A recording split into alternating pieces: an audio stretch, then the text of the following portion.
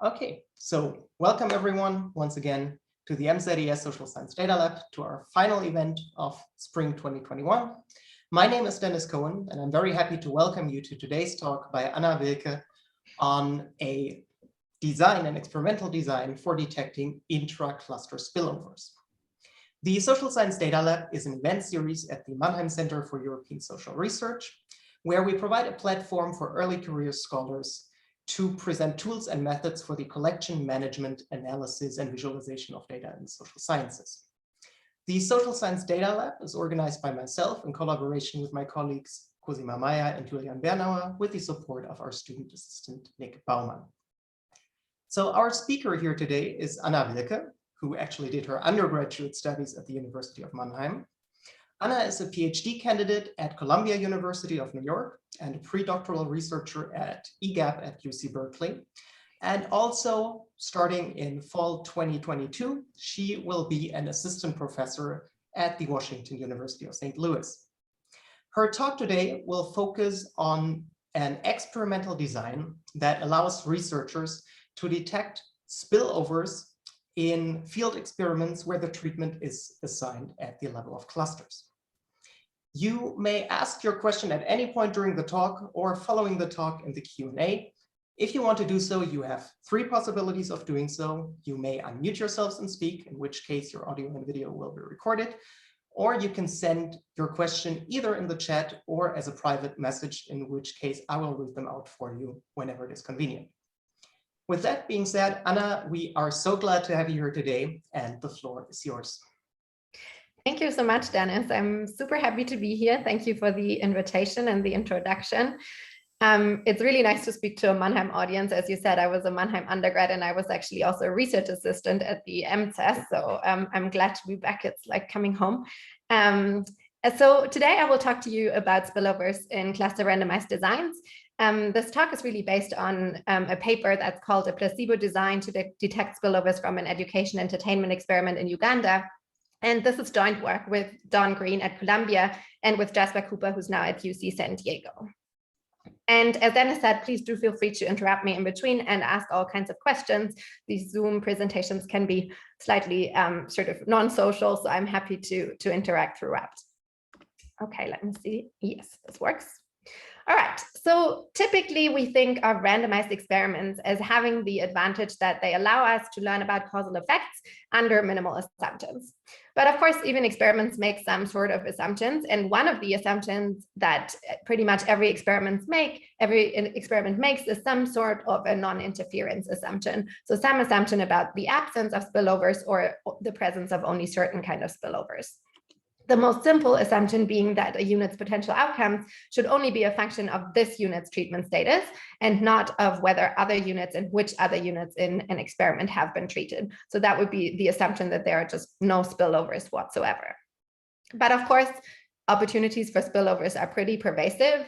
One opportunity or example from public health that I'm sure is very salient for us at the moment, all of us, is that if you vaccinate some individuals, that may decrease the probability that nearby individuals who have not been assigned to get the vaccine become ill.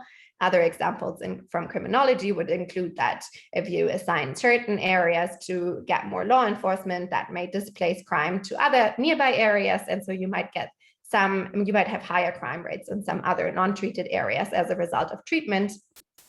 Or another example from education, if you assign certain students to an education intervention, they may end up sharing the knowledge that they acquire with friends who are not assigned to treatment. And so the knowledge of these friends may also be impacted by the treatment status of other students. So there are lots of opportunities for spillovers, and if these spillovers exist and we ignore them, then of course we may end up with biased treatment effect estimates. So this is one reason to care about how we learn about spillovers. Another reason, though, is that spillovers are often also substantively interesting. And so the example that I will give you here is really what motivated the study that I will use to explain this design to you, and that I will use as an example throughout the talk.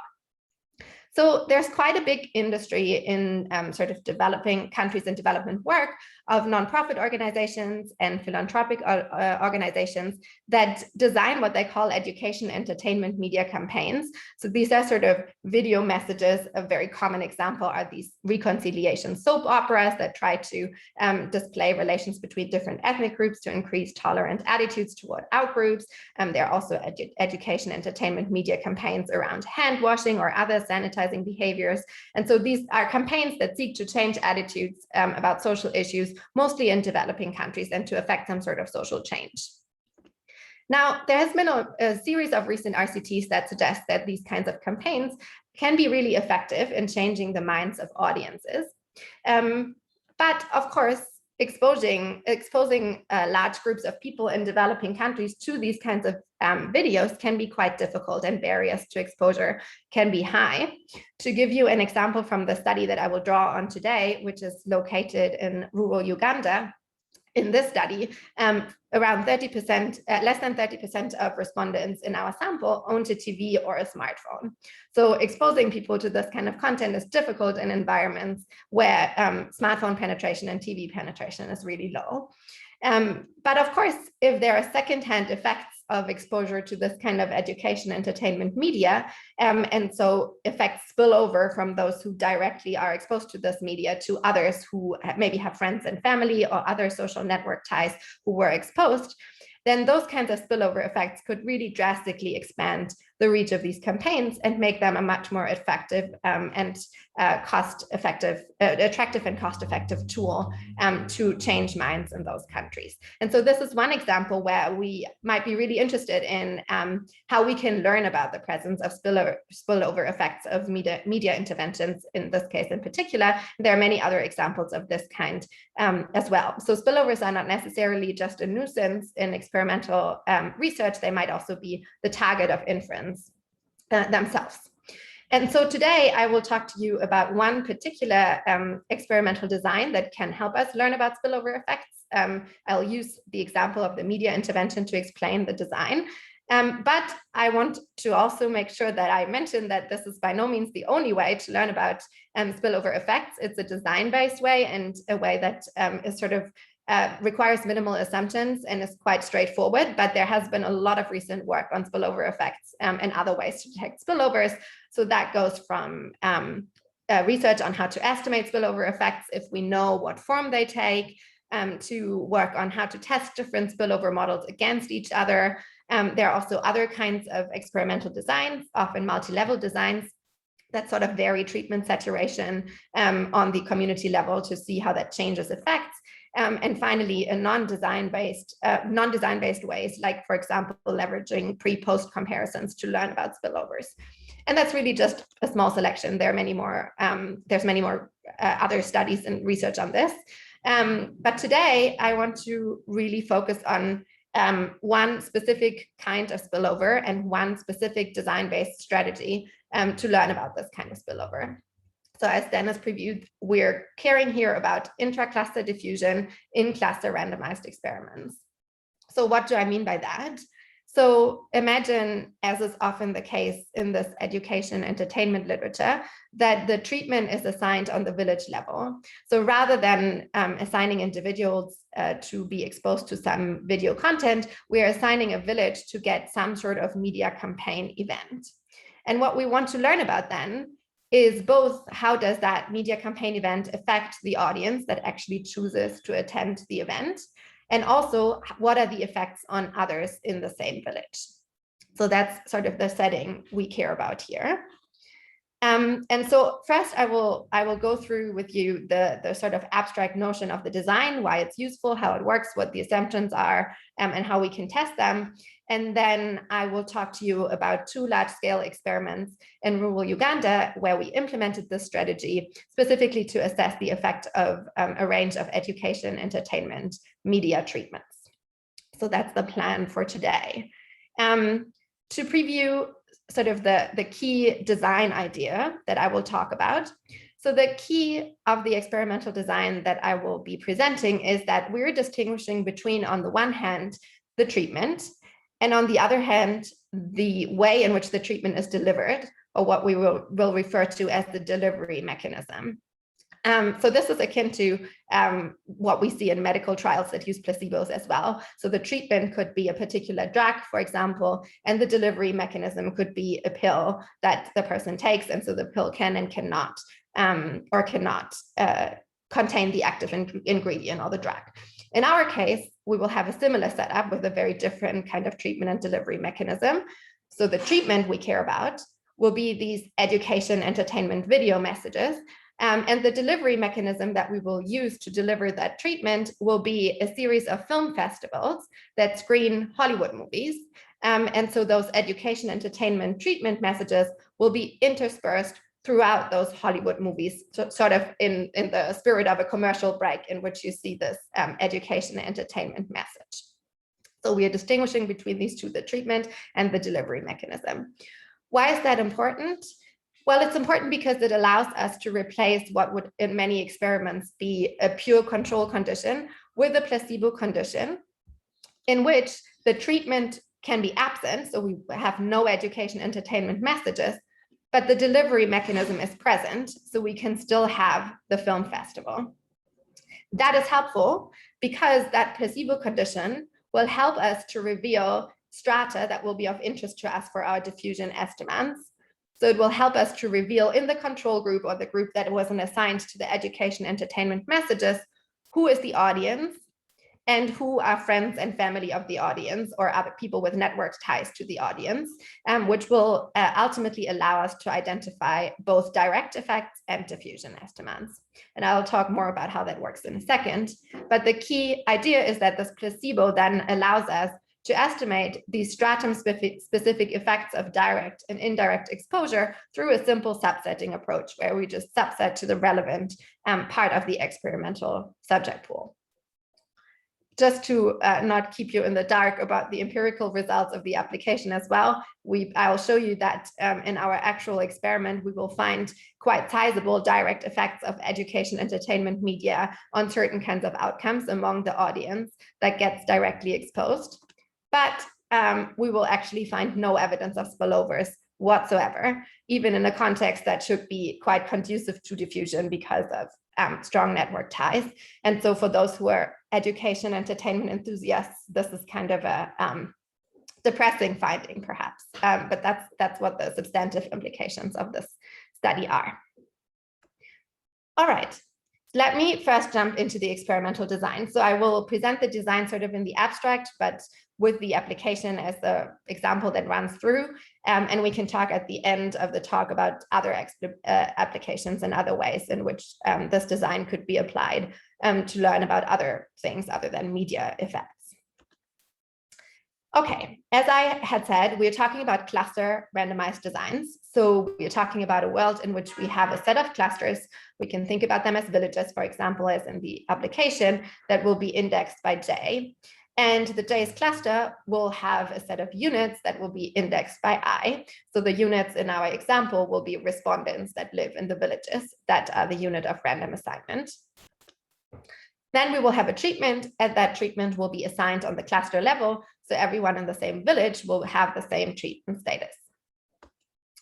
Z will be the collection of treatment assignment indicators, so our vector of treatment assignments, and Zij equals 1 will indicate that unit I in cluster J has been assigned to treatment. Otherwise, we will have Zij equals 0. Second, and that's the main difference to a more conventional design, we will also have a vector of indicators for the presence of a particular treatment delivery mechanism. And analogously, we will have Dij equals 1 if unit I in cluster J, if unit I is present in cluster J where the delivery mechanism is used, and Dij equals 0 otherwise. Now, as I have already said, in the example experiment, the delivery mechanism will consist of this film festival that will screen Hollywood movies free of charge, which will happen in every village. And the treatment will consist of these education entertainment video snippets that will be screened during commercial breaks interspersed throughout the Hollywood movie. Now, the key here is that we have decoupled the treatment assignment, so that's Zij here, from the delivery mechanism. In a conventional experiment, we would usually have a treatment group in which people are treated and then also the delivery mechanism is present, and a pure control group in which we have neither any treatment delivery mechanism nor any treatment. But here we will have a placebo group in which Hollywood movies will be screened at film festivals, but there will be no education entertainment videos screened throughout. So that's the placebo condition that really makes this design work. And there will be no condition in which there is no treatment delivery mechanism but treatment, though one could in principle imagine using a different treatment assignment delivery mechanism, but that design here, it doesn't, we don't do any of that. We just keep it simple. If there are any questions throughout, do stop me and ask, please.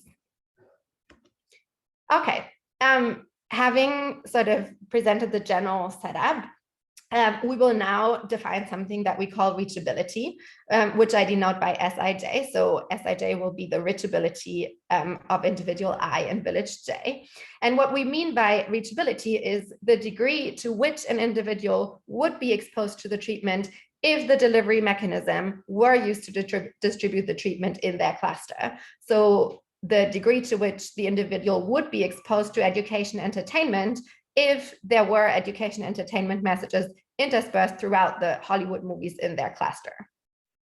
So in our example experiment, we will have three different reachability strata. So we have people who are directly reachable. By that, we will mean those who actually attend the film festivals. And so as a consequence of that, would see the education entertainment messages if these messages were screened in their village. Then we will have people who are indirectly reachable.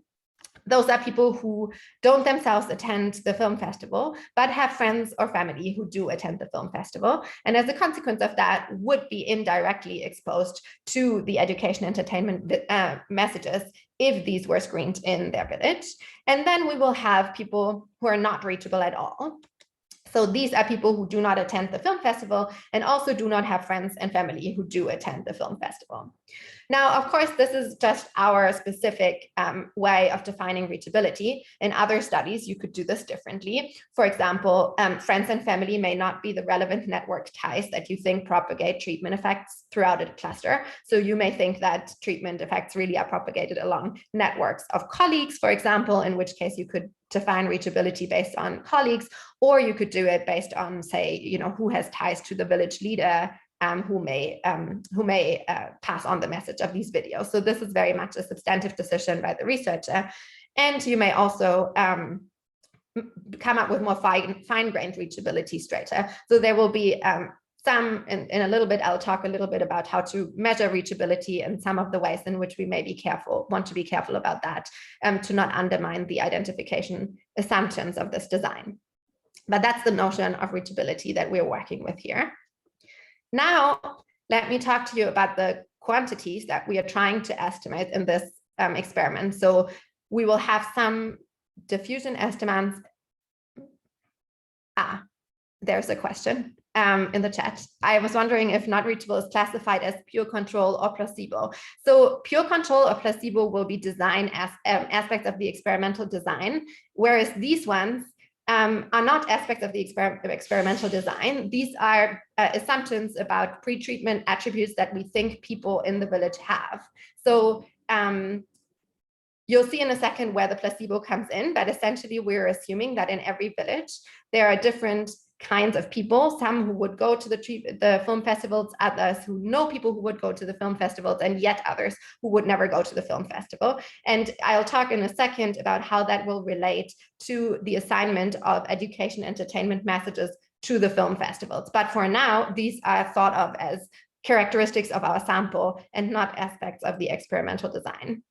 But if this is not clear in the end, we should come back to this question again once we have gone through the entire setup.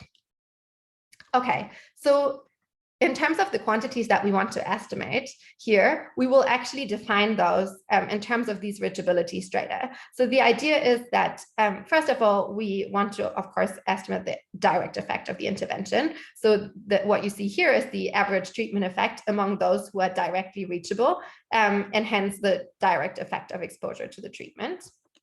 Then we're interested in the average indirect effect of the treatment among those who are indirectly reachable. So those are people who have friends or family who attended the film festival, but who haven't attended themselves and hence are indirectly exposed. So we are interested in the effect of indirect exposure among that group.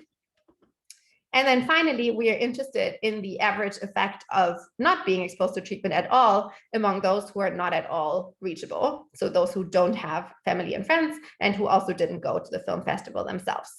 So those are the quantities that we want to estimate here.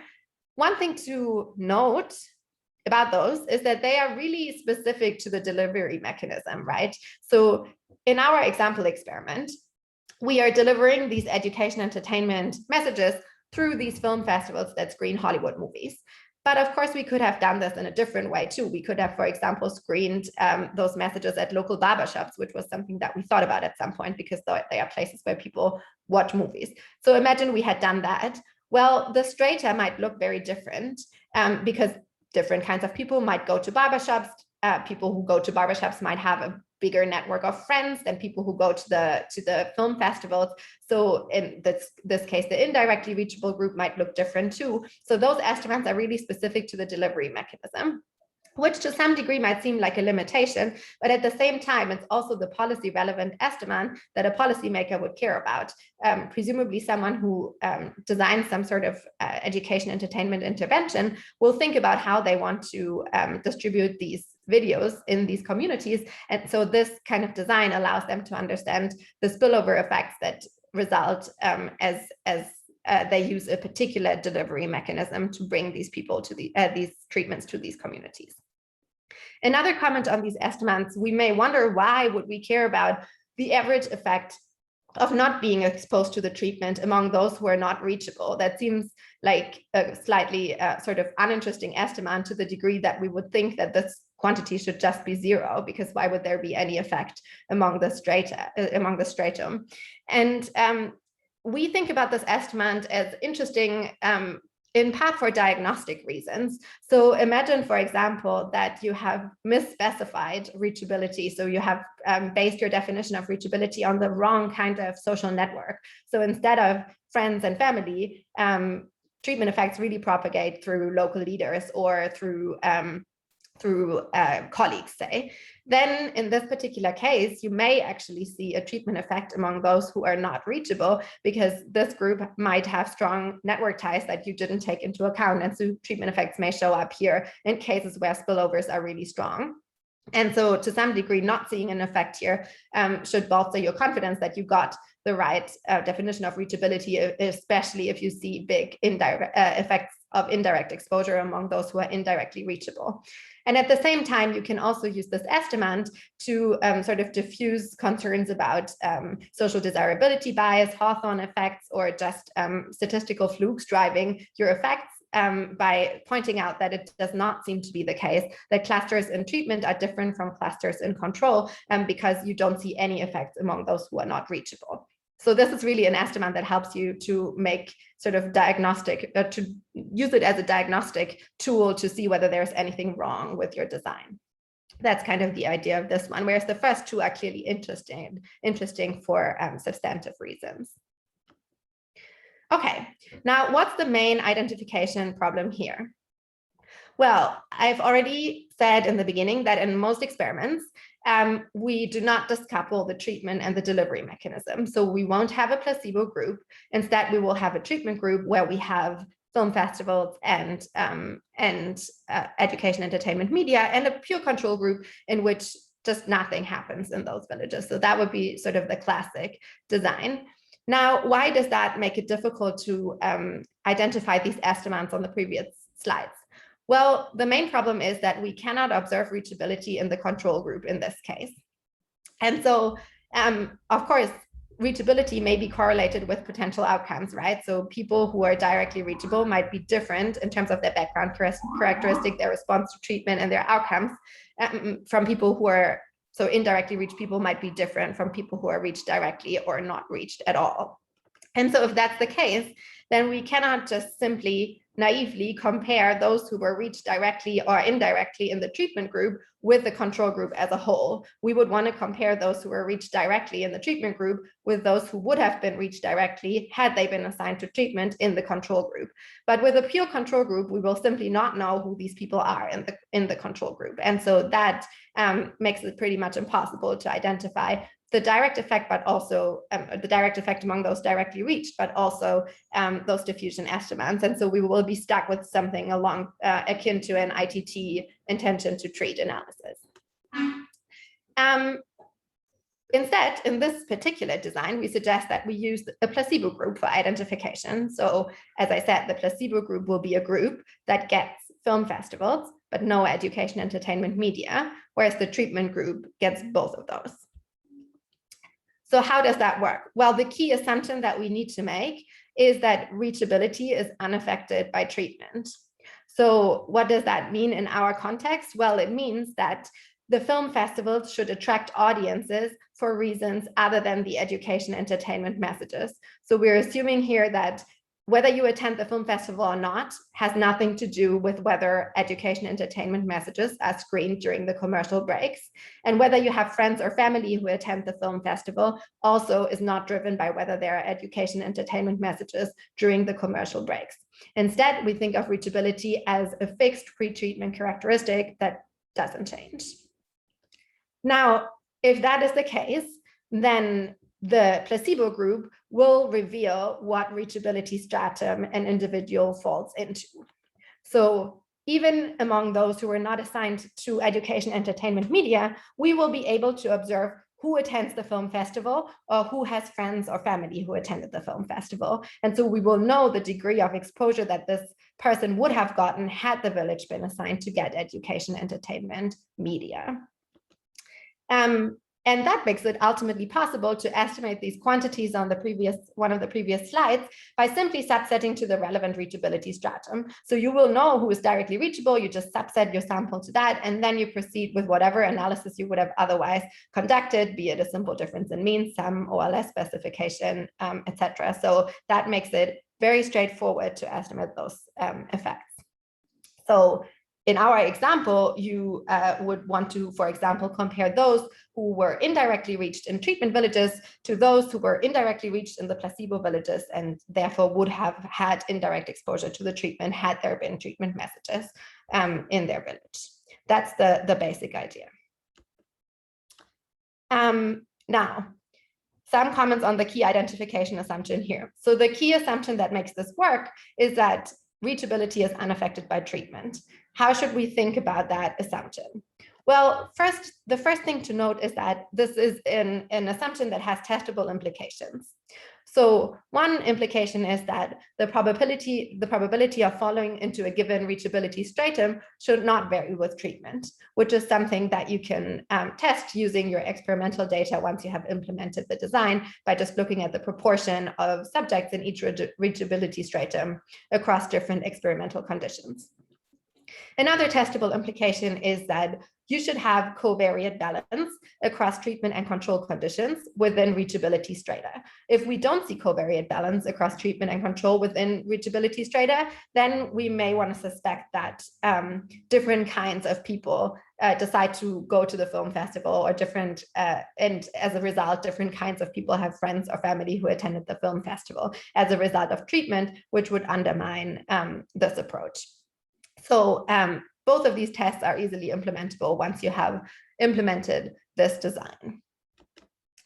A second thing to note is that this assumption may really depend on design decisions that you make as well. So you may be able to bolster our confidence in this identification assumption by designing your experiment in a particular way.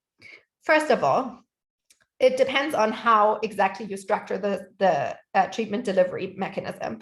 for example, we really would not want to advertise the film festivals based on the education entertainment videos that are screened in between them, right? So you wouldn't want to go out and say, hey, come to this cool film festival, because there are messages on teacher absenteeism that are being screened in the, so there are Hollywood movies, but there are also these cool messages on these social issues that are being screened in between the commercial breaks, right? That would be a sure way to undermine the identification assumption that the assignment of education entertainment media does not affect whether people attend the film festivals. So being careful about how to structure the delivery mechanism is one important aspect here. The other aspect concerns the measurement of reachability. So for example, in our case, it wouldn't be the best idea to measure reachability by asking people whether and whom they talk to about the film festivals, because you might very well imagine that whom you talk to about the film festival may depend on whether the film festival has also included messages on these social issues. So ideally, you find a way of measuring reachability that doesn't involve behaviors that are very likely to be impacted by treatment assignment. So in our case, we just ask whether you had friends and family who attended. We don't ask anything about, did you talk to them in detail about this, et cetera, trying to limit the way in which the measures themselves are susceptible to being impacted by treatment assignment. This is probably a good moment to stop and see whether this question about the reachability strata and the placebo group has been cleared up. Does that make sense now? Or is there more clarification needed on that point? Looks like it may make sense because there's no further question. So I'll assume it makes sense. But if there are more questions, just please do go ahead and ask. So one thing to keep in mind here, though, one additional assumption that is sort of hidden in this concerns non-interference on the cluster level. So the purpose of the design, as I mentioned in the beginning, is really to detect intra-cluster diffusion. There are many other ways of looking at spillovers across units that are not necessarily bundled up in clusters, and these typically involve defining a potential outcome schedule that is more involved. So defining potential outcomes as a result of indirect treatment and things like that. That's not something we do here, but the reason is that we really focus on this intra-cluster diffusion. At the same time, that means that our design still requires a non-interference assumption on the cluster level. So nowhere have we assumed that your potential outcomes depend on the treatment status of clusters other than your own. So in our particular example, we think that a unit's potential outcomes are really only a function of the treatment status of their particular village and not a function of the treatment status of other villages in the sample. So that assumption would be violated, for example, if you just walk to the neighboring village and watch the film festival there, then we would most likely have a problem with this assumption. So it's not that we make no non-interference assumptions, it's just that we are able to pick up the diffusion within clusters, but we still require this sort of broader non-interference assumption between clusters. And you'll see that in our particular design, we take some steps to minimize the risk of spillovers across villages. Okay, that's pretty much it about the design. I'll now go into the particular application. So this would also be a good moment to ask all other kinds of questions that you may have about the design or that you may come up with. Hi, my name is Jing Shen. Yeah, so I do have a question. I was thinking if, I have two concerns because, sorry, my video is, let me move my camera. Yeah, so I have two concerns. One is, so your treatment is a Hollywood movie, but it's in African country. So I'm wondering if people's cultural preference would influence their decision to whether go to watch a movie or not. Because I was wondering if there's a kind of an anti-Western culture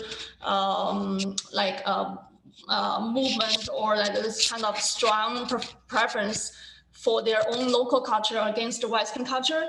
So would that influence their decision to go to watch a movie? Therefore, influence their decision whether or not to get a treatment. And another one is about people's friends and network, because people don't really make friends randomly. Basically, I was wondering if the assignment between treated group and the control group, or like a placebo group, would be random. How can you guarantee a random assignment between the treated and non-treated? Okay, these are good questions. These are great questions, actually. The first one on Hollywood movies. So one thing I want to clarify is that the treatment is not the Hollywood movies. The Hollywood movies are sort of the delivery mechanism, right? We are screening them but I will get to your question of whether people want to see them in a second. Just for everyone, I wanted to clarify that those are the delivery mechanism, and the education entertainment videos are the treatment. Now, do people have a preference for local media?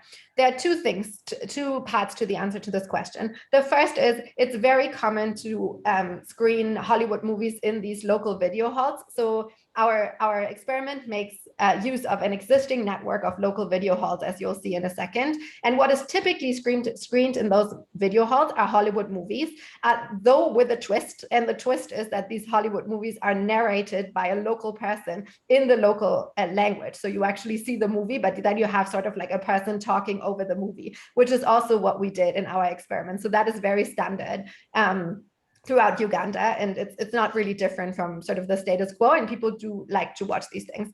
That said, as you'll see in a second, our own education entertainment videos that make up the treatment, they are actually shot in the local language with local actors, which is very rare in Uganda to have sort of locally made media content. And it was a huge draw, or people really enjoyed those videos. Let's put it like this, like from what we heard, people really said, they are very realistic. We really like them, etc., because they're not used to sort of seeing videos of this kind. So there was a big sort of scope for impact because of the localness of the treatment videos, but these were not the Hollywood movies, and they were not used to advertise the film festival. In terms of networks, so the assignment of treatment is independent of a person's network in principle. Now, there are a few things to say about this, though. So first of all, the estimates are defined in terms of whether someone is reachable or not, right? So it's very possible, and actually you'll see that in this application it is the case, that people who are directly reachable are different from people who are indirectly reachable, and of course, indirectly reachable people are different from not reachable people, and that of course might be due to the fact that the not reachable people have smaller social networks, for example, than the indirectly reachable people. So we're not at all claiming that social network ties are randomly assigned. In fact, these different estimates kind of are based on the idea that people may have different potential outcomes and characteristics depending on how their network structure looks like. The only assumption that we really require is that whether you have friends and family who go to the film festival is not impacted by whether these education entertainment messages are screened in between the commercial breaks. So if your friends and family decide to go to the film festival because of these education entertainment video messages, we will have a problem. We will also have a problem if you only learn that your friends and family went to the film festival because if you only learn about that if the education entertainment videos have been screened there. So if that assignment makes a difference in terms of whether your friends and family go and whether you learn about it, then we have a problem. But if people with different kinds of social networks differ from each other, we don't have a problem. That's not something we assume in the design. And yeah, that's kind of irrelevant for our identification strategy. These are great questions. Yes, yeah, go ahead. I just want to confirm with you. So when you're advertising the film festival, people, you don't really advertise that educational attainment message. So people don't really know there's a commercial break, and during commercial break, the educational attainment message will be played. So they don't really know about that before they go there, right? Precisely, that's the whole idea, exactly. Yeah, that's what makes this design work. If we advertised those videos, then that would be that crucial assumption of treatment not affecting reachability would very likely not be satisfied. Exactly. I don't know if there was another question in the chat, maybe. There was another question in the chat. I'll read it out for you. So Yes. Coming Chan asks, probably the question will be dealt with in the application, but how is the notion of reachability being measured? And what is the reference point of being not reachable? Perfect. We'll get to that. I'll have the wording of the question that we use in just a couple of slides. So I'll come back to that question in a couple of minutes. In that case, I have a question of my own, which I guess is related to the two questions that have been being asked. The first builds up on Jing Shen's question. And I mean, I fully understand that the way you define your estimands, everything is based on these counterfactual comparisons within strata. But I was sort of wondering, since you don't have this classical comparison between a treated and an untreated group, but only these comparisons between treatment and placebo within strata. I mean, I understand your estimates are probably going to be perfectly internally valid if all the other assumptions hold. But let's say if I were a policymaker and I wanted to know, should I invest in these educational campaigns or should I not? What I'd ultimately be interested in is kind of the comparisons between treated and untreated units, right? So in what way is the design limited in making these comparisons between direct and indirect effects of the treatment on the one hand, vis-a-vis not being treated at all on the other hand? So it depends a little bit of what you want as a policymaker and what you think the effect of the film festival is. So my guess would be that having a film festival per se doesn't change really how you respond to the education entertainment messages. And if that is correct, then you can get your ITT estimate, which is ultimately what you're asking about, right? Can we still get at the ITT? Oh, you can absolutely compare everyone in the treated group with everyone in the placebo group, right? Like that would be sort of the effect of just having that film festival among everyone in the village. Sorry, having those education entertainment messages being screened at the film festival on everyone in the village. That estimate, you can get it by just collapsing across strata. There's no, like, you don't need to use the strata if you really want to have the ITT estimate, you can do that. But of course, that presumes that the film festival itself doesn't change the way in which education entertainment messages have an effect. That said, I would say, like, as a policymaker, you will have to use some delivery mechanism, right? You can't just say, oh, I want to expose these people to these videos in some way. Like, you have to have some idea of how exactly that exposure would work. And so, you know, ultimately, of course, like if you do it in an entirely different way and you want people to watch them on the phones, then their phones, for example, this will be a very different setup. That said, this design is great in the sense that you can answer the question to some degree, like, well, so you get some answer to the question, what direct exposure does to you, right? So you do get that answer, but of course, only for the group that decides to be directly reachable given the reachability mechanism. And so the extent to which that will be externally valid to the group that decides to watch the video on their phone, say, will depend on whether these people are similar or not and similarly responsive to the treatment. So there is that limitation for sure, but, you know, some delivery mechanism will have to be used by the policymaker. And so ideally they can put that on the table and we can use that one in the experiment. Perfect, thank you. My second question is perhaps related to Cummings' question. And I was wondering, so you're going to tell us how in this specific application you defined reachability or how you measured reachability, but I was wondering whether the delivery mechanism in and of itself changes de facto reachability, in the sense that if you're in a rural region and there's this once in many years film screening, it just stimulates spillover in the sense that you talk to people and exchange ideas with people who you would not a priori consider members of your social network, so friends or family. And what would the implication of that be for the estimands and estimates? That's absolutely right. I think, honestly, this is actually not a question about this design necessarily. It's kind of a question about the external validity of any kind of education entertainment intervention and the associated delivery mechanism in general, right? Including the context. Like, the results of the study will look very different if we implemented it in New York City or in Berlin than they look in rural Uganda. I mean, in fact, we don't find any spillovers in rural Uganda either, which, you know, may be surprising given the logic that you just put out and was surprising to us. But ultimately, you could think that the results would look very different in a different kind of context. That said, I don't think that that question of external validity is necessarily, you know, more salient or more problematic because we have the placebo and because we have the treatment delivery mechanism and so on and so forth. Because ultimately, as I said, every experiment will use some treatment delivery mechanism. Every experiment will use some sort of media content and not others. And every experiment will be placed in a particular context with a particular density of network ties. And as soon as you want to generalize from spillover effects in that context with a different density of network ties or a different treatment delivery mechanism, you will have to make some assumptions or think carefully about your external validity. So it's not clear to me that this is specific to this design. The one way in which it could maybe be specific to this design is if we are interested in treatment delivery mechanisms that cannot be decoupled from the treatment. And so that would make it impossible to use that treatment delivery mechanism in the study. I can't, like, out of the top of my head, think of a treatment delivery mechanism in the media context that would not be, where you could not decouple this from the treatment in some way.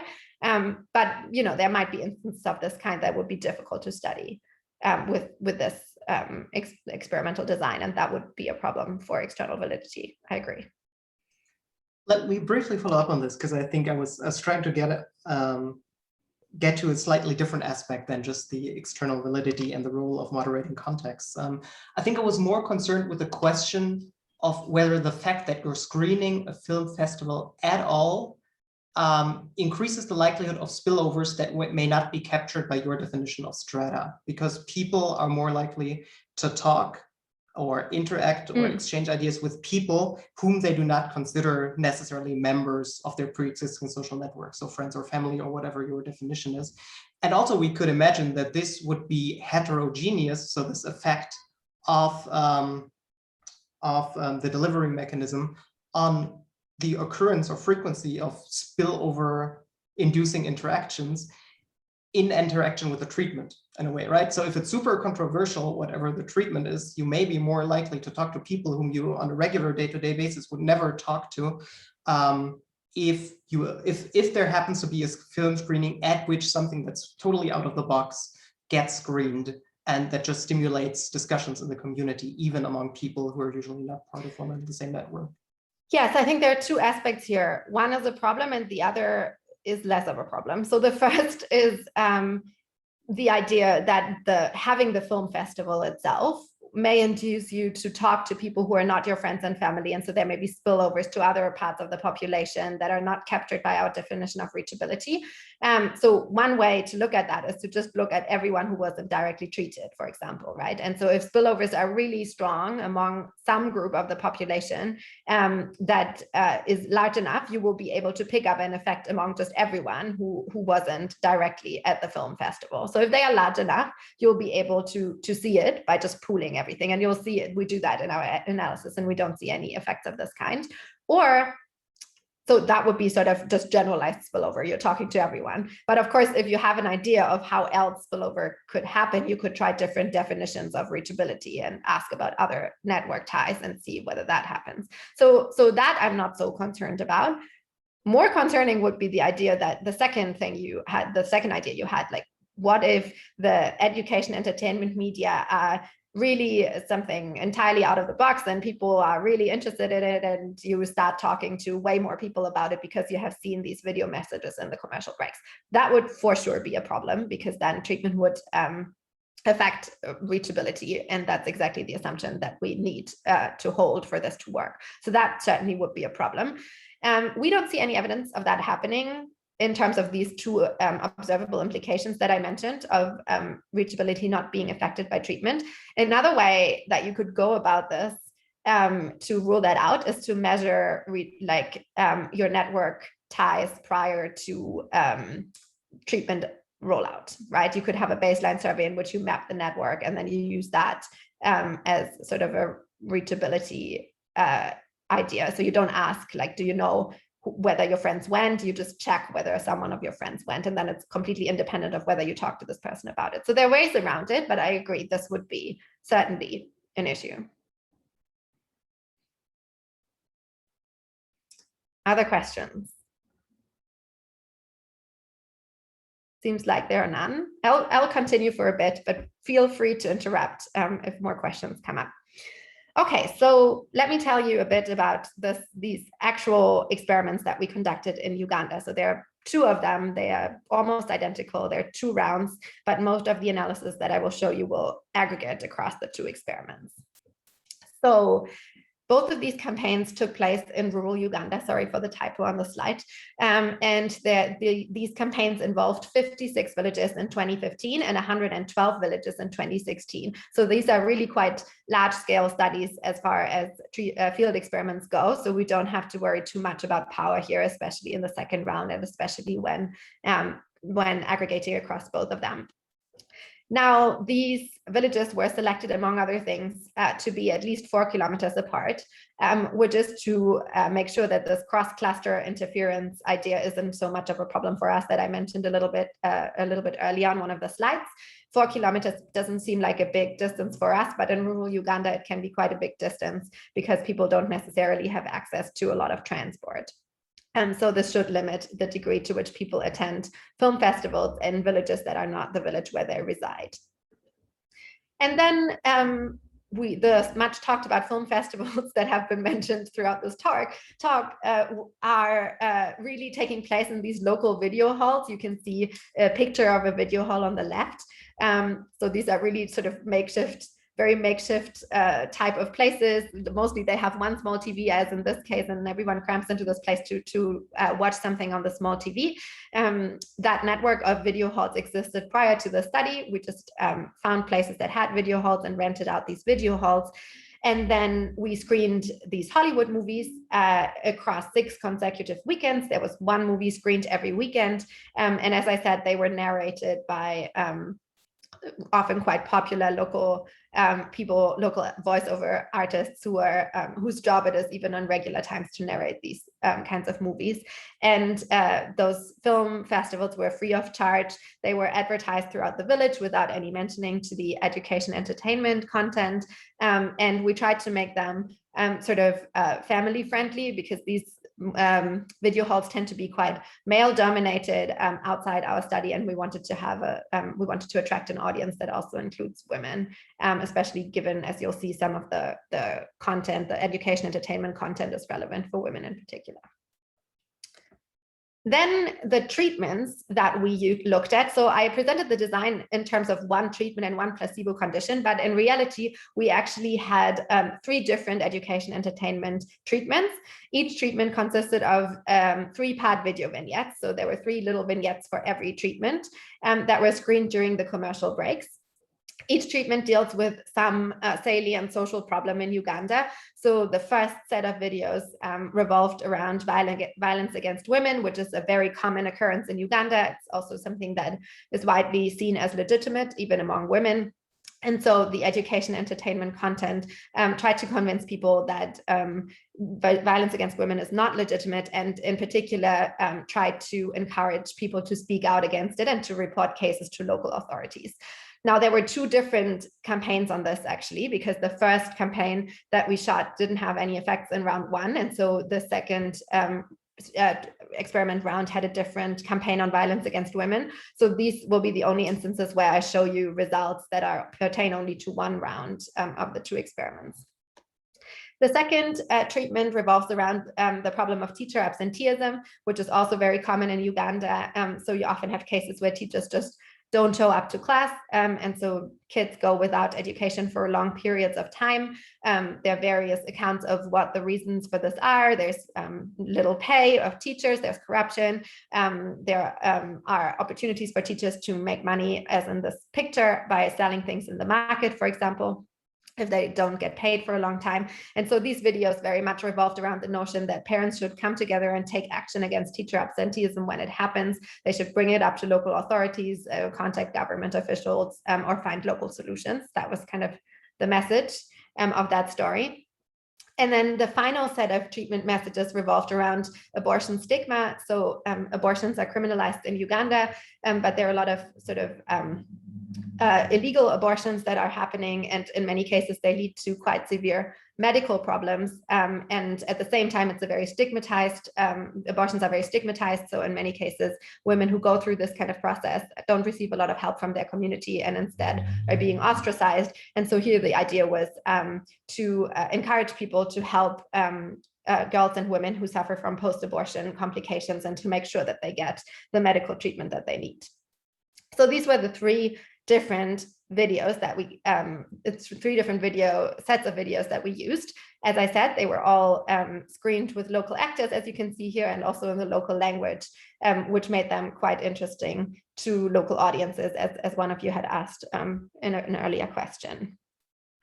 Now, another cool aspect of this design that I haven't mentioned so far, because it's not directly related to the spillover question, is that we use the different media messages as placebos for each other.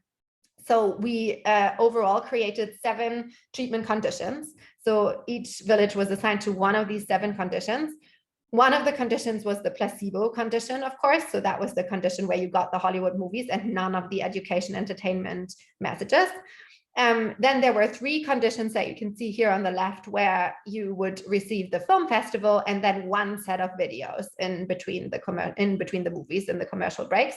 So either videos on violence against women or videos on teacher absenteeism or videos on abortion stigma. Then there were 2 conditions where you would, 3 conditions where you would get 2 sets of videos. So in between the movies, we would, for example, screen the violence against women and teacher absenteeism vignettes.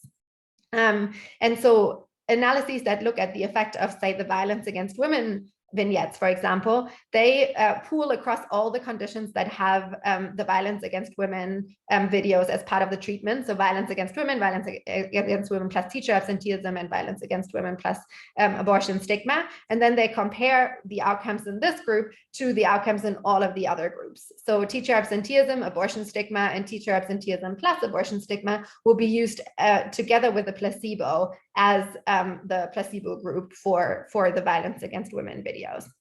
That's of course attractive for people who study media in particular, where this is very easily replicable, this kind of design, because you get from the same sample size, you get estimates of treatment effects of a range of different treatments, which makes this very cost effective in terms of the power you get out of this. In this particular case, I just want to briefly mention that it requires an additional assumption, an assumption of no crossover effects, which means that a treatment on a given topic shouldn't affect outcomes on a different topic. The reason is really that we don't have a condition where you get all 3 videos. If we had that condition, then the design would be balanced and this assumption wouldn't be necessary. But it wasn't really practically feasible to have 3 sets of video vignettes in the commercial breaks. There's sort of a limit how often you can interrupt a movie to screen education entertainment messages. And so that we didn't get that to work. But there are various ways to see what this assumption does. One of them is to exclude one of the conditions, and you don't need this assumption anymore. And so in the paper, we show that everything is robust to doing that. That's the treatment assignment part of it. All right, then how do we measure outcomes? So we use end-line surveys that were conducted roughly 2 months after the film festivals to measure outcomes.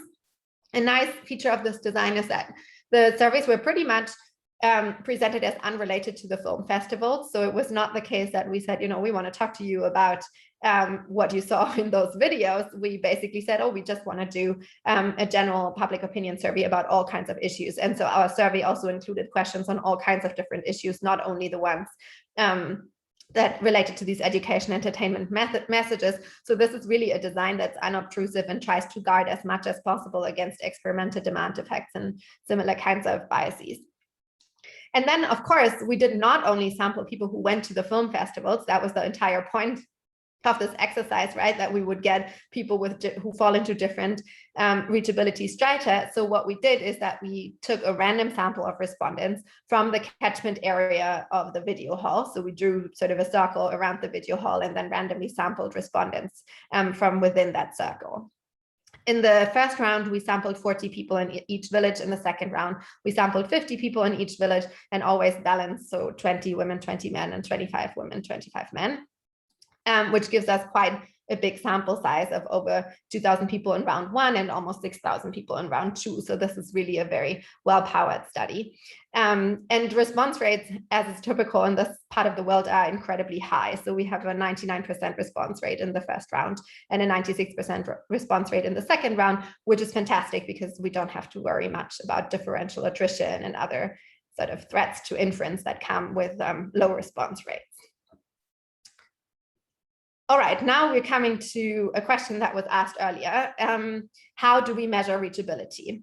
So we measure reachability using 2 survey questions that were asked at the very end of the interview, partly because to uphold this notion that the survey has nothing to do with the film festival or the intervention for as long as possible. All of these reachability questions were asked from you at the very end. So the first question that we asked people was recently a series of 6 free films, and then there was a list of those films. So the Fast and the Furious was the first one, and then a bunch of other ones were screened in the Chibanda, which is the local word for video hall, in your trading center or village.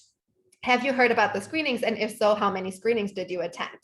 So everyone who said that they would attend, that they attended at least one screening, were classified as directly reachable. And as you can see, that question makes no mentioning of the education entertainment content, of course. So we only asked about the Hollywood movies. And then we asked, did your friends or family attend any of the screenings? And so if you said, I didn't attend any screening in the first question, but you said I had friends and family who attended in the second question, then you would be classified as indirectly reachable.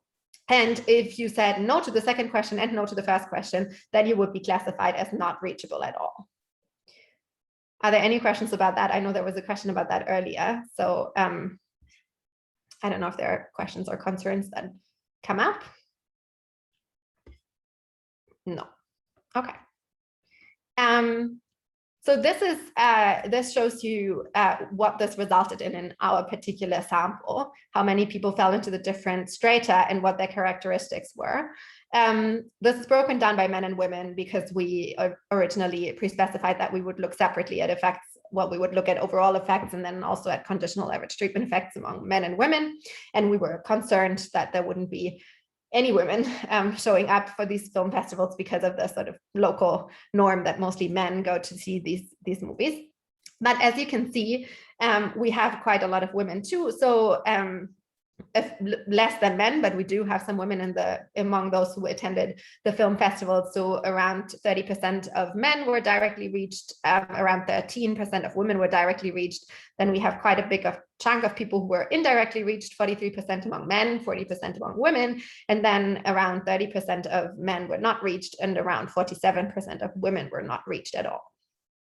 If we look at the characteristics of these people, we can see that the strata definitely differ in terms of their background characteristics and sort of in predictable ways. So, for example, people who go to the video hall and who can be directly reached tend to be younger than those who cannot be reached. They also are less likely to own a TV, which is very intuitive, because if you have a TV, you may not actually want to go to a video hall. There's a question I'm going to come back to you in 1 second. Otherwise, I mean, they don't look too different in terms of rooms in the house and sort of indicators of this kind. But this really supports the notion that these strata are different from each other. And so that means there is an identification problem if we do not have a placebo condition, because you cannot just compare whoever was reached directly in the treatment group to everyone in the control group, because clearly directly reached people are different from indirectly reached people or not reached people. And so potential outcomes will be correlated with that. And so we do need the placebo. Now, please go ahead, ask your question.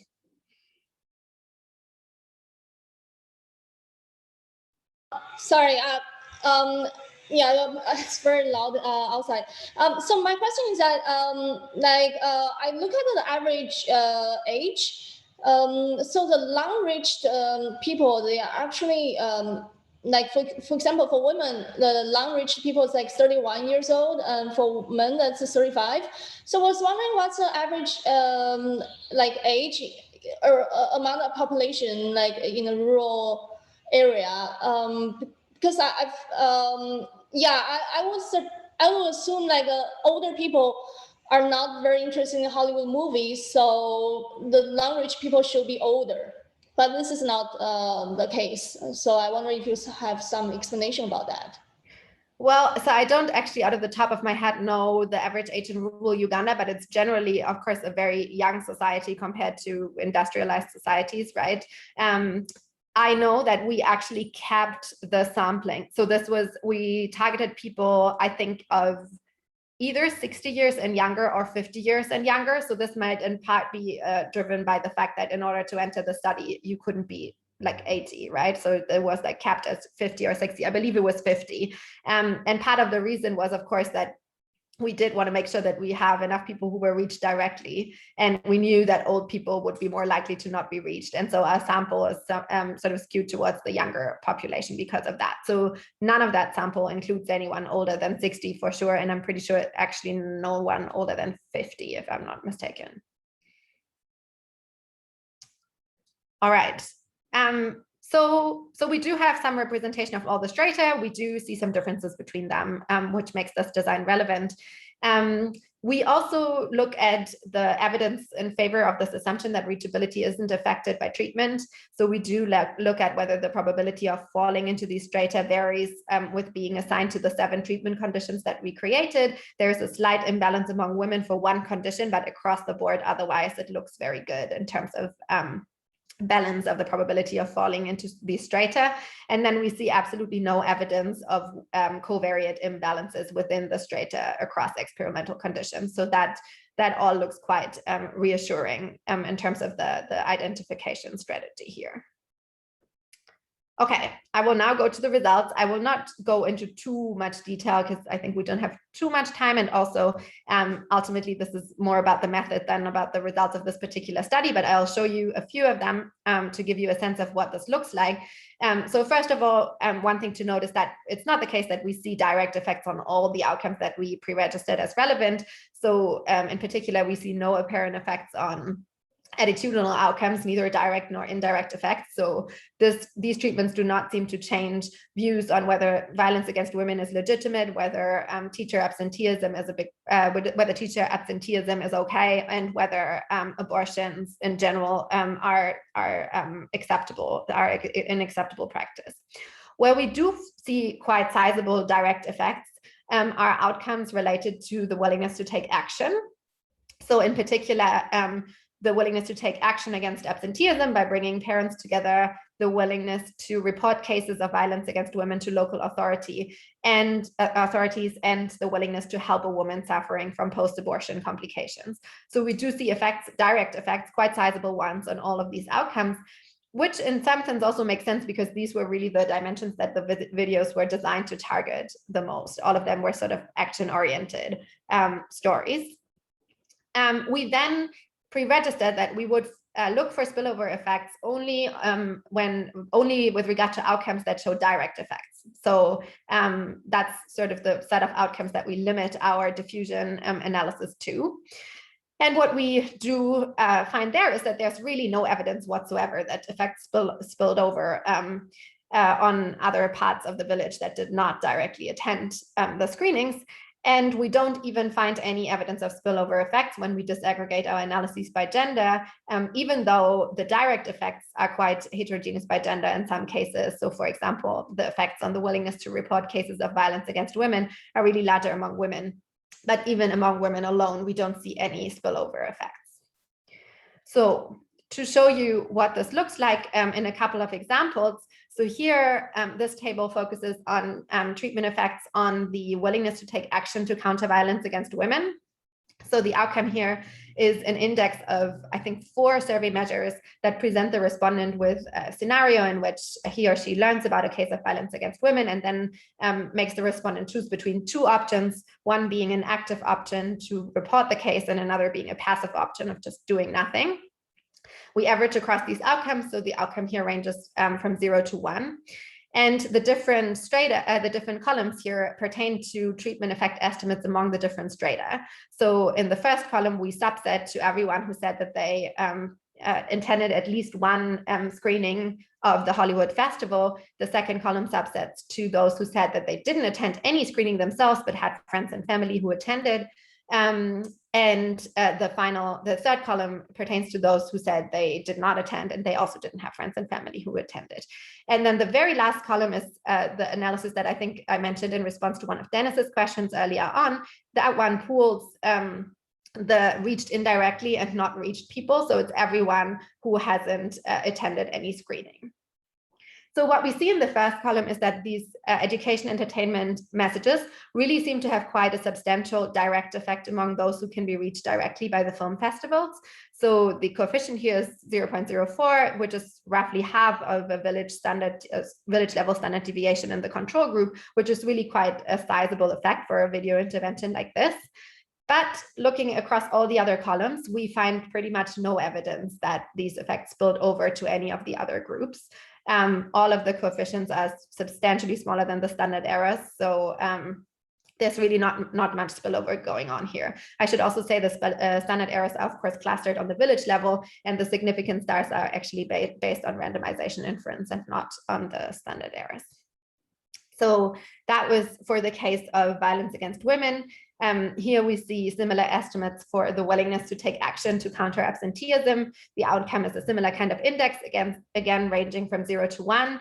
Everything looks very similar here. So the direct effect is again roughly half of a village standard deviation in the control group, but again, pretty much precisely estimated zeros among all the other strata. So no evidence of spillover, neither to the reached indirectly nor the not reached ones. What is the difference between not reached and not reached directly? Yes, so the not reached directly ones are, so the not reached ones, that is the definition that I showed you before. So not reached are people who said, I did not personally attend any of the screenings, and I also don't have friends and family who attended. And the not reached directly group pools together those who were reached indirectly and those who were not reached. So this is everyone who was not reached directly. So if you said that you didn't go to the video screenings yourself, then you're not reached directly, irrespective of whether you had friends or family who attended. That's the not reached directly group. Why are we looking at that? Well, of course, it's the most well-powered analysis to detect spillover effects, in the sense that it's the largest not reached directly stratum, even though you might also think that effects among that group would be smaller because only a smaller share of them are reached directly. So this is basically also helping us with the question that Dennis was raising earlier. If we misspecified reachability and some of the not reached people were reached through other network ties that we didn't take into account, that might show up in the not reached directly category potentially, also in the not reached category as well. Okay, so that's absenteeism. And then finally, the same analysis for a measure of the willingness to help someone suffering from post-abortion complications. And again, we see very similar patterns here too. The outcome is just an indicator for whether the respondent said that they would help someone suffering from post-abortion complications.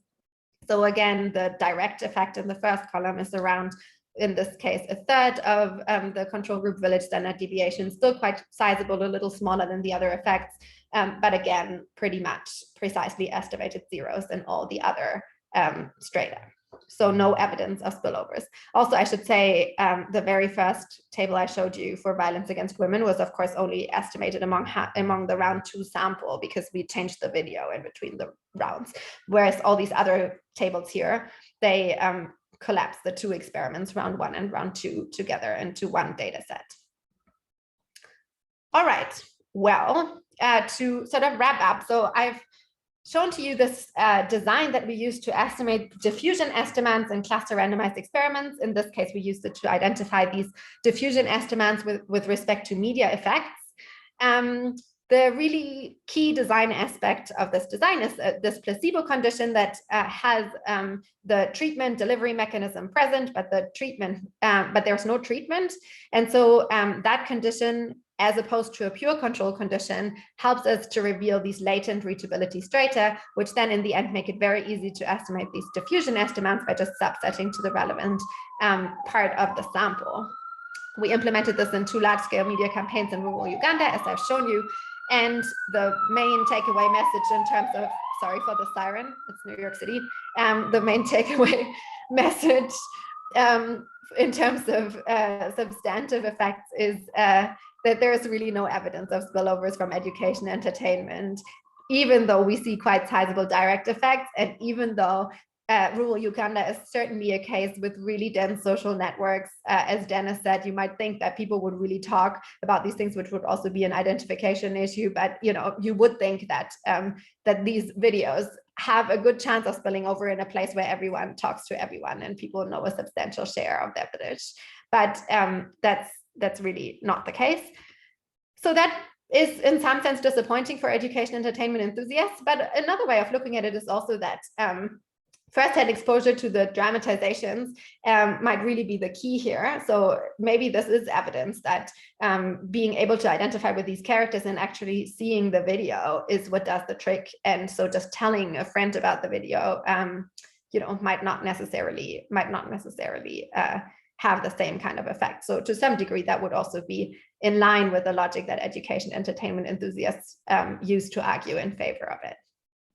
Now, I've talked a lot about media effects in this presentation, but I did want to conclude by pointing out that this design is really applicable even beyond media studies, at least in principle.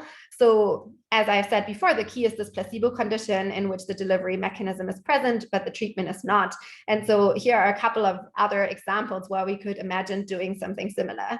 So for example, one idea could be, imagine every village has a health clinic and you use that health clinic as a delivery mechanism for deworming pills. So the key here would be that patients visit the health clinic for reasons unrelated to deworming. So if this assumption holds, then in principle, you should be able to use a similar kind of design to study the diffusion of health benefits from deworming pills throughout a village if you randomly assign the handout of deworming pills across different villages that have health clinics.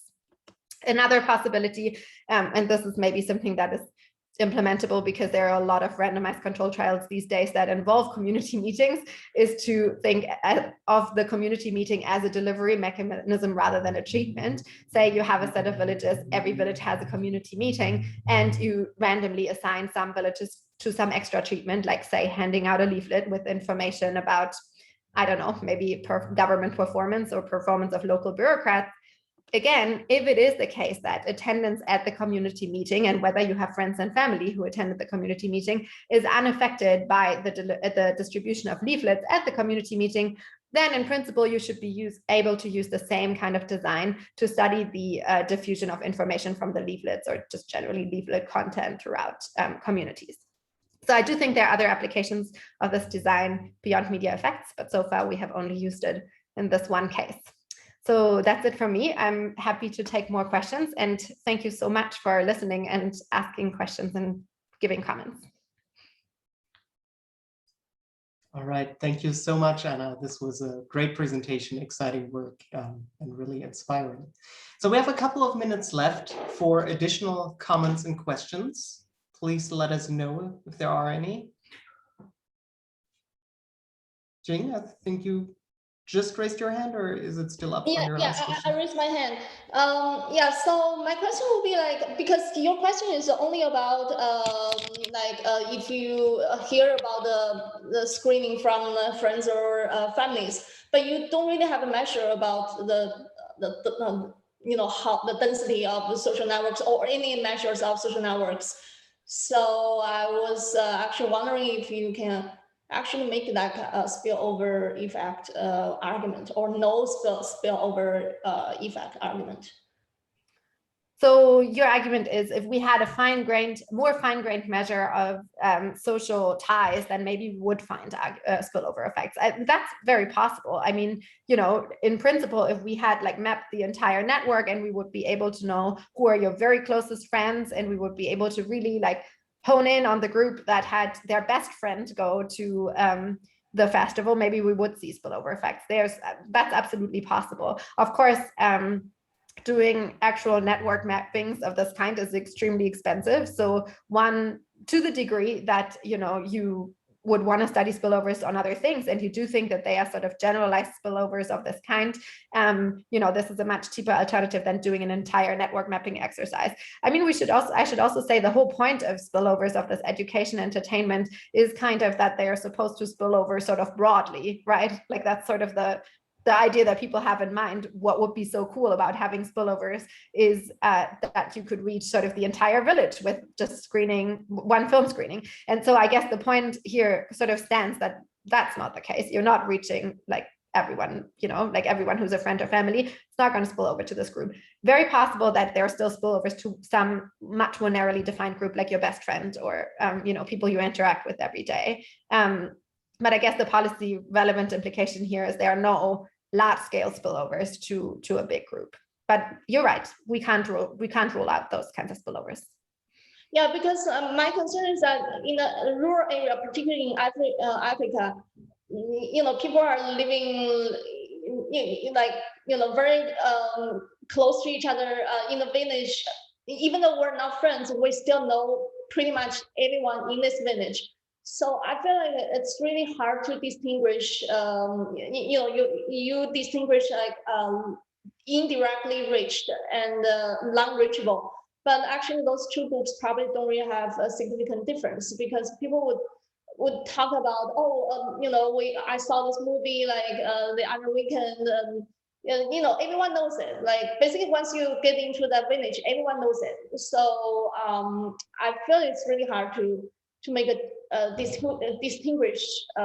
distinction between indirectly reached and non-reached. The only significant difference would be people who watched directly and people who didn't watch, in person.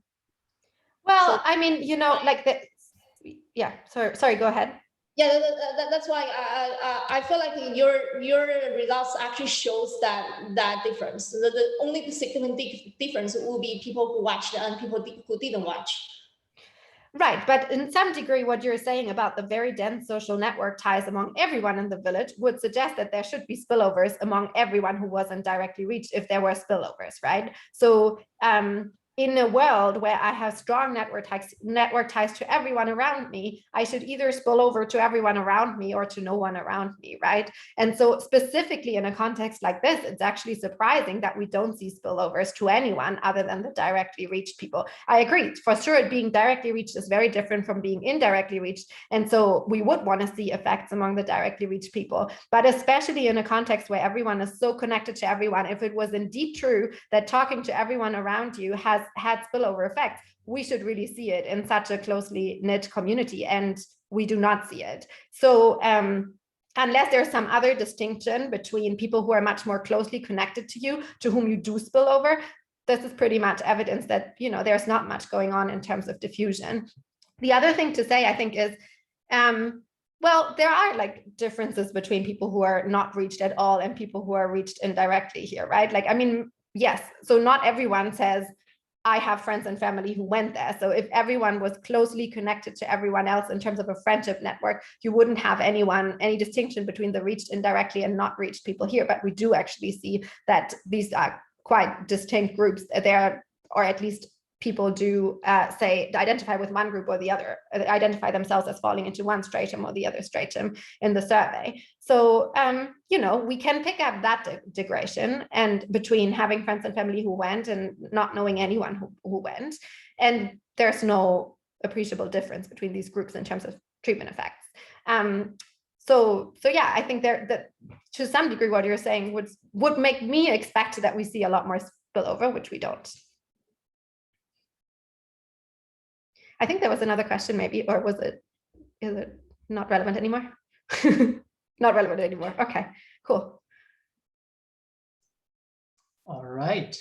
In case we don't have any more questions, which I believe is the case, Anna, thank you so much once again for the great presentation today, which is really, really insightful.